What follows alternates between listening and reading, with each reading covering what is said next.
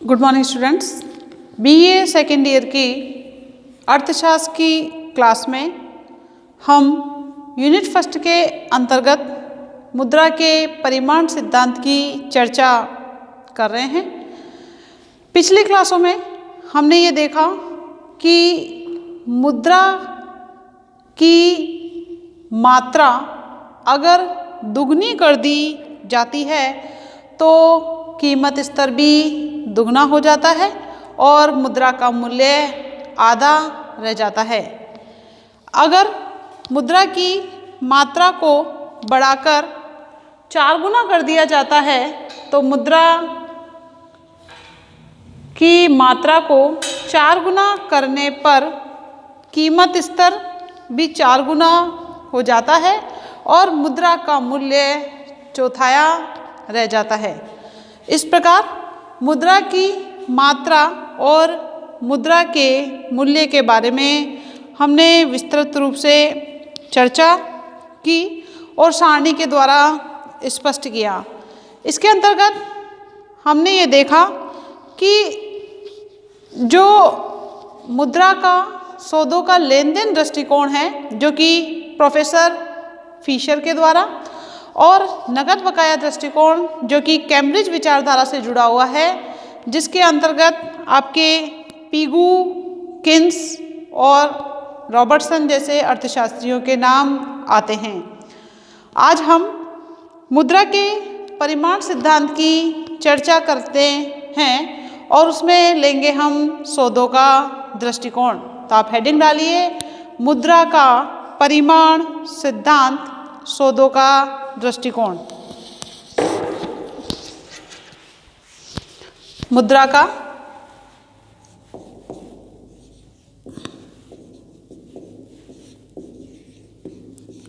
परिमाण, मुद्रा का परिमाण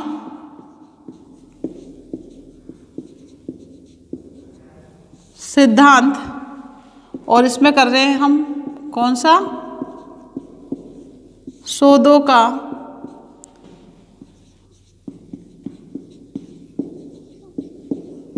दृष्टिकोण, जो कि काफ़ी महत्वपूर्ण सिद्धांत या दृष्टिकोण है। इसके अंतर्गत मुद्रा के परिमाण सिद्धांत के इस रूप का जो समर्थन है, इस रूप का समर्थन किया था सबसे पहले ह्यूम ने, David Hume, Adam Smith, David Ricardo आदि ने जो है किया था, लेकिन इसको विस्तृत रूप से व्याख्या करने का जो श्रेय है वो जाता है प्रोफेसर फिशर को। इन्होंने अपनी महान पुस्तक the purchasing power of money, जो कि 1911 में लिखी गई थी, उसमें इस सिद्धांत का विस्तृत रूप से वर्णन किया है, जिसकी हम मान्यताओं के बारे में चर्चा करेंगे। तो आप हेडिंग डालिए इसके साथ ही, फिशर के सिद्धांत की मान्यताएं। प्रोफेसर फिशर के सिद्धांत की मान्यताएं। कोई भी सिद्धांत जब हम पढ़ते हैं तो उसकी मान्यताओं को मानकर चलते हैं। तो यहाँ पर आ जाएगी फिशर के सिद्धांत की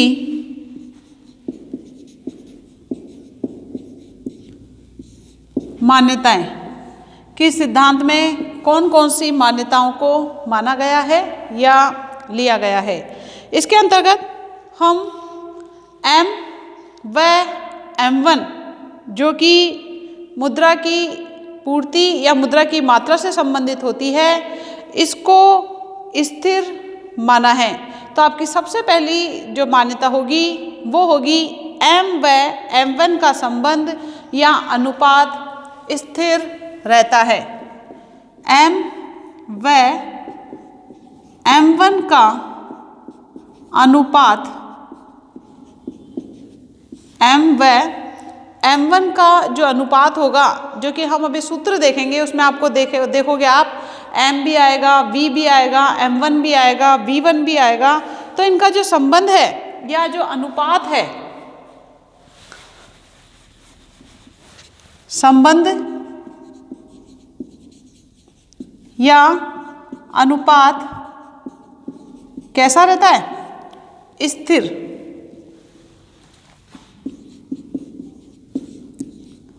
स्थिर रहता है। इसमें सबसे पहले ये मान्यता मान ली गई है कि m व m1 का जो संबंध है या जो अनुपात है वो स्थिर रहता है।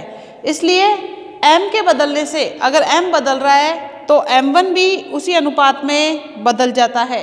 मान लीजिए एग्जाम्पल के द्वारा मैं बताती हूँ आपको कि m 100 इकाई है और m1 200 इकाई है। m के 200 हो जाने पर m1 भी कितना हो जाएगा? 400 हो जाता है। यहाँ पर देखिए m और m1 का अनुपात, अगर m 100 है और m1 आपका 200 है, m जो है 100 से कितना हो जाता है? 200 हो जाता है। तो m1 का अनुपात भी 200 से 400 हो जाएगा। कहने का मतलब m जिस अनुपात में बदलेगा उसी अनुपात में m1 भी बदल जाता है।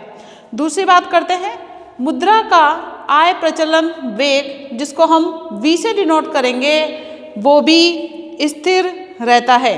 लिखिए इसमें मुद्रा का आय प्रचलन वेग।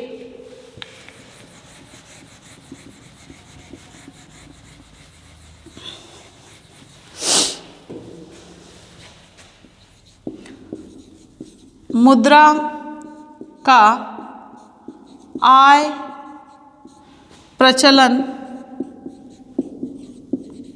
वेग। आय प्रचलन वेग को हम क्या बोलेंगे? v बोलेंगे।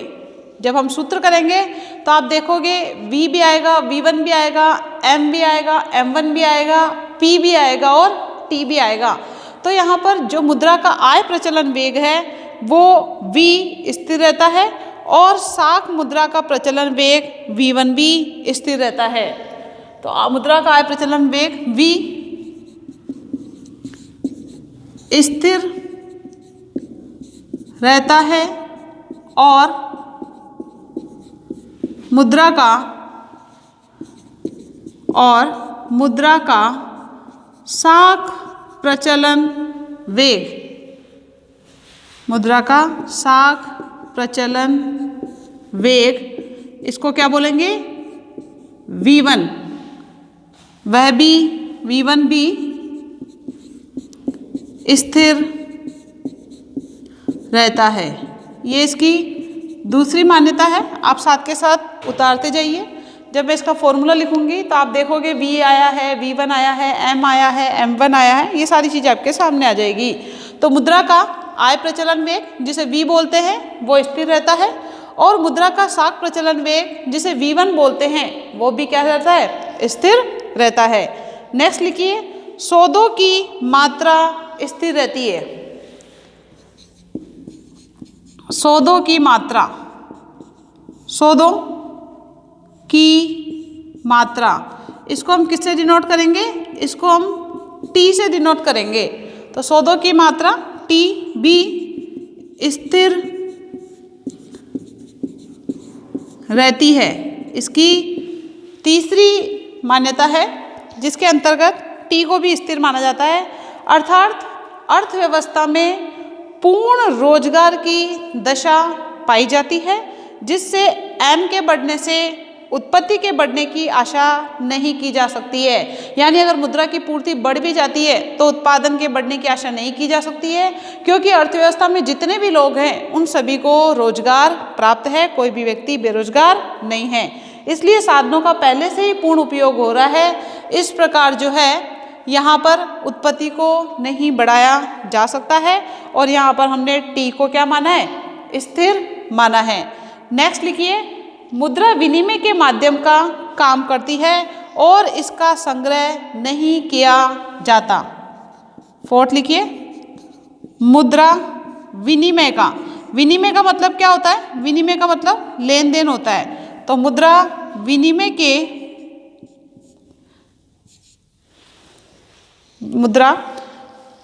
के माध्यम का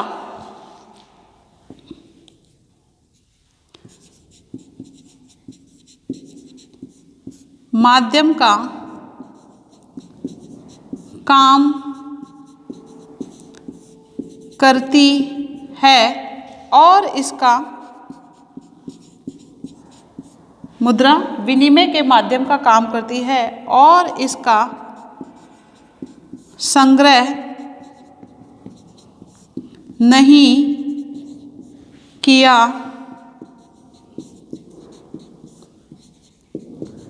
जाता, यानी इसको बचत के रूप में इकट्ठा नहीं किया जाता है, इसका संग्रह नहीं होता है, संचय नहीं होता है। दूसरे शब्दों में ये मूल्य संग्रह का काम नहीं करती। ठीक है, ये 4 मान्यताएं लिखिए। इसके बाद बात करते हैं अर्थव्यवस्था में वस्तु विनिमय प्रणाली नहीं पाई जाती, सारे लेन देन मुद्रा के माध्यम से संपन्न किए जाते हैं। ये हमारी नेक्स्ट मान्यता है। पहले आप ये 4 मान्यताएं लिखिए जिसके अंतर्गत M व M1 का संबंध या अनुपात स्थिर रहता है।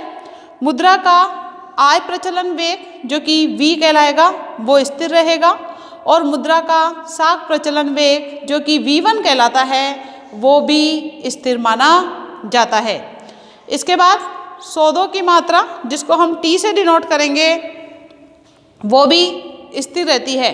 कहने का मतलब अर्थव्यवस्था में जितने भी उत्पादन के साधन हैं उन सभी को पूर्ण रोजगार प्राप्त है। अगर मुद्रा की मात्रा बढ़ भी जाती है तो भी उत्पत्ति को नहीं बढ़ाया जा सकता क्योंकि सारे के सारे साधनों का उपयोग हो रहा है, कोई भी साधन खाली नहीं बैठा है। इसके बाद नेक्स्ट मान्यता की बात करते हैं तो मुद्रा विनिमय के माध्यम का काम करती है और इसका संग्रह नहीं किया जाता, इस सिद्धांत की मान्यताओं के अंतर्गत आता है। नेक्स्ट मान्यता जो है वो आपकी मुद्रा या अर्थव्यवस्था में वस्तु विनिमय प्रणाली नहीं पाई जाती है और सारे लेन देन मुद्रा के माध्यम से ही संपन्न किए जाते हैं।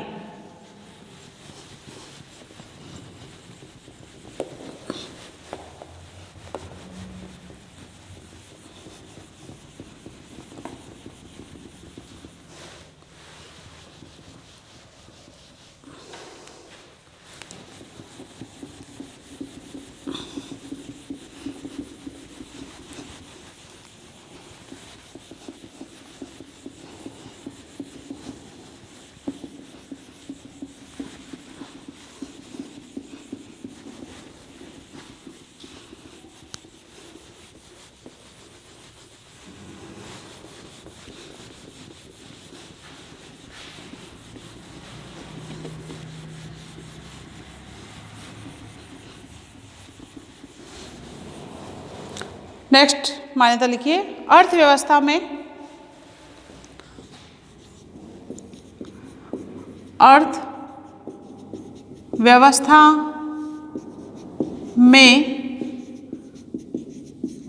वस्तु विनिमय प्रणाली नहीं पाई जाती और सारे लेन देन और सारे लेन देन मुद्रा के माध्यम से ही संपन्न किए जाते हैं। ये इसकी नेक्स्ट मान्यता है। कहने का मतलब इसमें वस्तु विनिमय प्रणाली नहीं है। अगर वस्तु चाहिए तो आप मुद्रा दो और उस मुद्रा से वस्तु प्राप्त कर सकते हो और जो उत्पादक है जो कि उत्पादक वस्तु को बनाता है वो अपने सारे सामान को बाजार में बेचेगा और उसके बदले में मुद्रा प्राप्त करेगा और उस मुद्रा से अपनी आवश्यकताओं की वस्तुएं खरीदता है। कहने का मतलब वस्तु विनिमय प्रणाली नहीं पाई जाती है इसके अंतर्गत। सारे लेन देन जो होते हैं मुद्रा के माध्यम से ही संपन्न किए जाते हैं। नेक्स्ट है, इसमें दीर्घकाल में मुद्रा व कीमतों के संबंध का अध्ययन किया गया।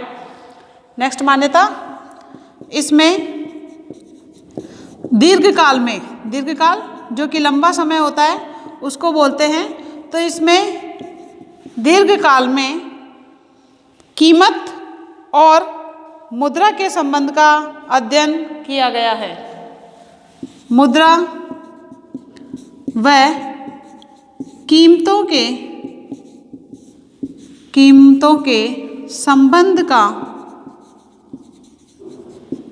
संबंध का अध्ययन किया गया है। ये आपकी मान्यताएं हो गई, जिसके अंतर्गत दीर्घकाल में मुद्रा व कीमतों के संबंध का अध्ययन किया गया है कि अगर मुद्रा में परिवर्तन होता है तो कीमतों में किस प्रकार से परिवर्तन होगा। अब हम फिशर के समीकरण की बात करते हैं।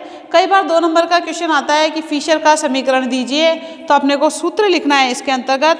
फिशर ने मुद्रा के परिमाण सिद्धांत में जो सूत्र दिया है या जो समीकरण दी है वो इस प्रकार है। एम, पहले यहाँ पर लिखिए फिशर का समीकरण, फिशर का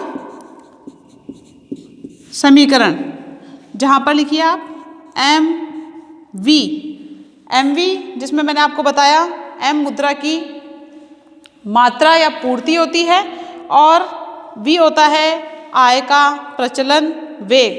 तो एम वी प्लस M1V1 बराबर PT। इस प्रकार से आप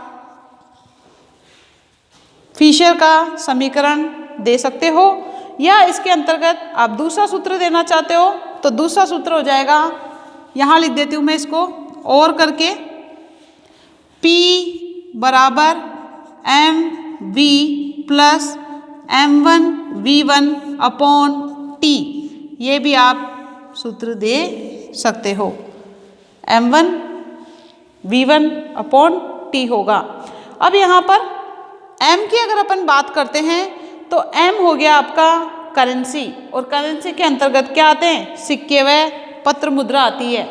यहाँ पर लिखो M बराबर करेंसी, और करेंसी में हमें पता है नोट और सिक्के आते हैं। क्या आएंगे, नोट और सिक्के। यहाँ पर MV प्लस M1V1 है, ये मुद्रा की पूर्ति को बताता है, मुद्रा की पूर्ति। क्या, MV प्लस M1V1 बराबर ये जो PT है, PT आपको क्या बताएगा, मुद्रा की मांग। क्या बताता है, मुद्रा की मांग को दर्शाता है। जब आप इसमें देखोगे तो आपको पता चलेगा। कहने का मतलब MV प्लस M1V1 मुद्रा की पूर्ति है, मुद्रा की मांग PT है। कहने का मतलब मुद्रा की मांग मुद्रा की पूर्ति के बराबर होती है। यह आप सूत्र में जो है, चाहे आप ऐसे भी दे सकते हो ऐसे भी दे सकते हो, दोनों ही सूत्र सही हैं। इस प्रकार आपको सूत्र देना है। यहाँ पर अपन बात कर रहे थे M की, तो M हो गया करेंसी। करेंसी में आपके नोट और सिक्के दोनों आ जाते हैं। जो बैंकों व केंद्रीय बैंक के बाहर होती है, जो बैंक में जमा होती है वो नहीं आएगी, जो बैंक के अंदर बाहर और केंद्रीय बैंक के बाहर होती है वहाँ पर वही मुद्रा ली जाती है। और वस्तुओं, सेवाओं, प्रतिभूतियों, शेयर्स, जमीन, इन सबको खरीदने के लिए उपलब्ध होती है, वह ही मुद्रा यहाँ पर M के रूप में दर्शाई जाती है। कहने का मतलब बैंकों में जमा होना M के अंतर्गत नहीं आता है। बात कर रहे हैं V की, तो V होती है आपका मुद्रा का प्रचलन वेग या संचलन वेग। V बराबर क्या हो जाएगा, मुद्रा का प्रचलन वेग या संचलन वेग जिसे बोला जाता है।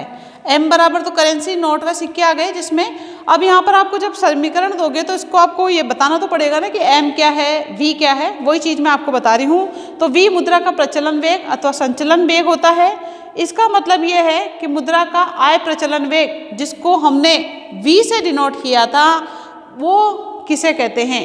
कई बार क्वेश्चन पूछा जाता है मुद्रा का आय प्रचलन वेग किसे कहते हैं, तो आपको लिखना है मुद्रा की एक इकाई, मुद्रा की एक इकाई एक वर्ष में आय सृजन के लिए, आय सृजन मतलब आय को बढ़ाने के लिए औसत रूप से जितने हाथों में से गुजरती है उसे मुद्रा का आय प्रचलन वेग कहते हैं।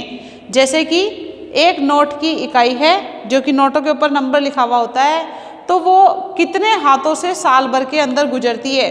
अब मुद्रा तो जो है रिजर्व बैंक के द्वारा बनाई जाती है, लेकिन जब पैसा बैंक से निकलकर यहाँ पर बाजार में आ जाता है तो इसका लेन देन एक व्यक्ति से दूसरे व्यक्ति के, दूसरे व्यक्ति से तीसरे व्यक्ति के हाथ में होता है।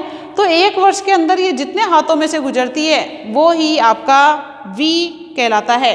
उदाहरण बताया इन्होंने, मान लीजिए मुद्रा की एक इकाई जो है एक वर्ष में 5 हाथों में से गुजरती है, तो आपका V बराबर क्या हो जाएगा, 5 हो जाएगा। अगर 10 हाथों में से गुजरती है तो 10 हो जाएगा, एक हाथ में से गुजरती है तो 1 हो जाएगा। तो एक साल में जितने भी हाथों में से गुजरेगी मुद्रा की एक इकाई वो आपका आय प्रचलन वेग कहलाता है। इस प्रकार V हो जाएगा आपका सूत्र में M1 साख मुद्रा या मांग जमा राशि को सूचित करती है। अब मैं बात कर रही हूँ M1 की, M और V हो गया आपका। अब बात करेंगे अपन M1 की जो कि साख मुद्रा या मांग जमा राशियों को सूचित करेगी। M1 बराबर साख मुद्रा, और साख तो आपको पता है जिसको उधार बोलते हैं वो साख से संबंधित आता है। इसको साख मुद्रा बोल सकते हो या मांग जमा राशियाँ, क्या बोलोगे, मांग जमा राशियाँ, जो कि कहाँ जमा होती है, बैंकों में जमा होती है। ये जमाएं भी व्यय की जा सकती है, ये जमाएं जो बैंकों में जमा होती है ये भी खर्च की जा सकती है, और ये कीमतों को भी प्रभावित करती है। अगर ये परिवर्तित होगी तो कीमतें भी परिवर्तित होगी। V1 इन जमा राशियों या साख मुद्रा का एक वर्ष में प्रचलन वेग बतलाता है। कल्पना करें, जैसे इन्होंने एक एग्जाम्पल दिया है जिसकी अपन भी करके बताएंगे। आपको सिर्फ यही याद रखना है कि M1 साख मुद्रा या मांग जमा राशियों को सूचित करता है, और अगर अपन V की बात करते हैं तो V जो है साख प्रचलन वेग को बताता है, जो कि मैंने आपको पहले ही बता दिया। इसका स्क्रीनशॉट ले लीजिए। इसको हम जो है करके देखते हैं कि अगर मुद्रा की मात्रा में वृद्धि कर दी जाती है या मुद्रा में परिवर्तन होता है तो कीमत स्तर में किस प्रकार से परिवर्तन होगा, इसके बारे में भी चर्चा करेंगे। इसका स्क्रीनशॉट ले लीजिए, इसके बाद इसको सूत्र के द्वारा करते हैं।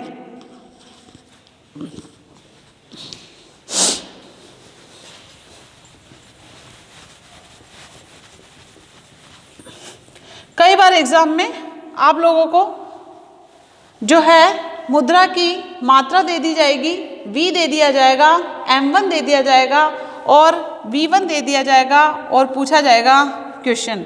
कई बार जो है मुद्रा की मात्रा में परिवर्तन करके कीमत स्तर का संबंध का जो है क्वेश्चन पूछा जाता है।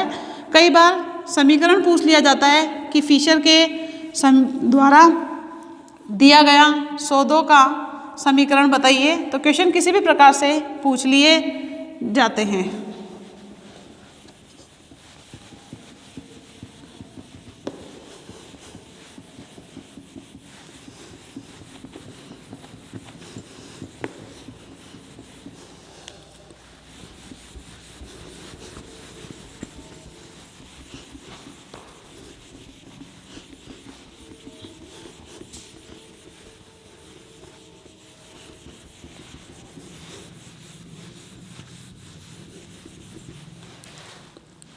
देखिए इसमें जैसे कि माना या कल्पना की कि M 200 है, V है आपका 10, पहले सूत्र लिख लेते हैं। P या M V plus M1 V1 बराबर PT।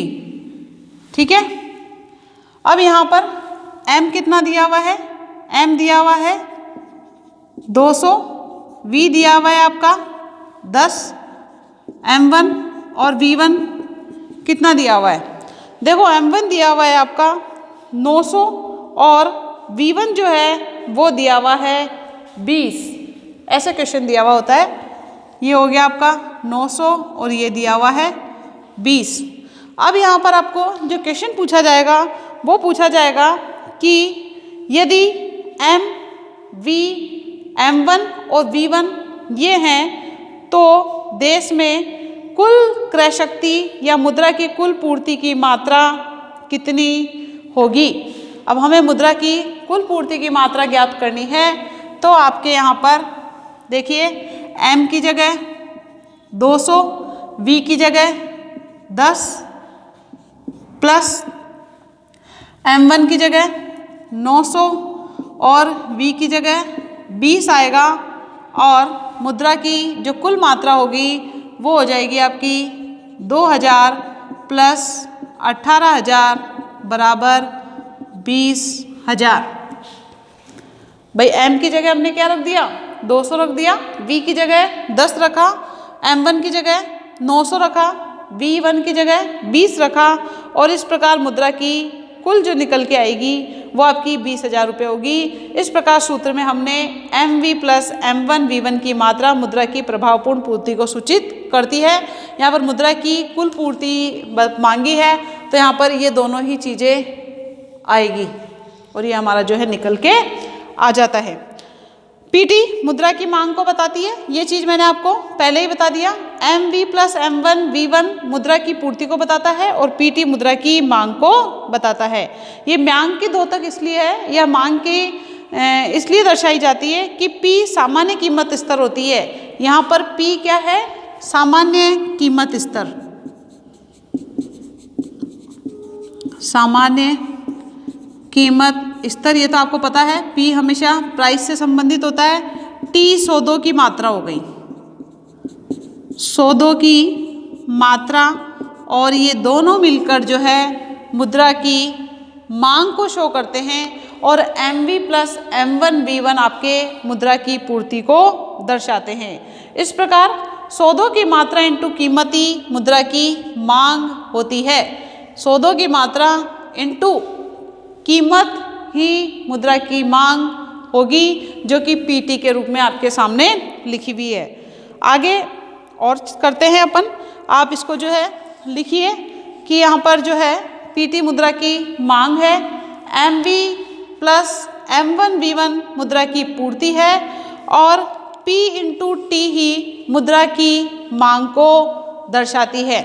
इस प्रकार आपका फिशर का समीकरण होता है। फिशर के समीकरण में एक तरफ मुद्रा की पूर्ति होती है तो दूसरी तरफ मुद्रा की मांग होती है। यह आपकी मुद्रा की पूर्ति है। MV प्लस M1 V1 मैं बार बार बोल रही हूँ, आप ध्यान से देखिए। M1 V1, MV plus M1 V1 ये क्या है? मुद्रा की पूर्ति। ठीक है, PT क्या है? मुद्रा की मांग। मतलब यहाँ पर अगर अपन सूत्र की बात करते हैं तो आगे आपका मुद्रा की पूर्ति एक तरफ बराबर है किसके? मुद्रा की मांग के। तो यहाँ पर हो गया MV प्लस M1 V1 बराबर है किसके? PT के। और PT बता दिया मैंने आपको, कीमत और सौदों की मात्रा होती है। इस प्रकार जो है संतुलन में MV प्लस M1 V1 बराबर PT अर्थात मुद्रा की पूर्ति बराबर मुद्रा की मांग होगी और सूत्र के रूप में मैंने आपको करके बता दिया। जब हमें कीमत स्तर निकालना है तो कीमत स्तर निकालने के लिए P बराबर MV plus M1 V1 upon T का फॉर्मूला सूत्र वही है। जब हमें कीमत स्तर निकालनी है तो हमें इस प्रकार से करना होगा। ये भी मैं आपको एक क्वेश्चन करके बताऊंगी, इससे संबंध पता चल जाएगा। इसमें v व v1 की मात्राएं तथा m व m1 का आनुपातिक संबंध व t को स्थिर मान लेने पर यह कहा जा सकता है कि p में जो परिवर्तन होंगे वो किसके अनुसार होंगे, m के अनुसार। यहाँ पर हमने v, v1 को, t को, इन सब को स्थिर मान लिया। तो यहाँ पर कीमत में जो परिवर्तन हो रहे हैं, कीमत स्तर में जो परिवर्तन हो रहा है वो m के अनुसार हो रहा है। अगर ये दुगना हो रहा है तो ये भी दुगना होगा, और ये आधा हो रहा है तो ये भी आधा होता है, और अगर m चौगुना होगा तो p भी चौगुना होगा। इसे हम चित्र के द्वारा स्पष्ट करेंगे नेक्स्ट क्लास में। आज इतना ही।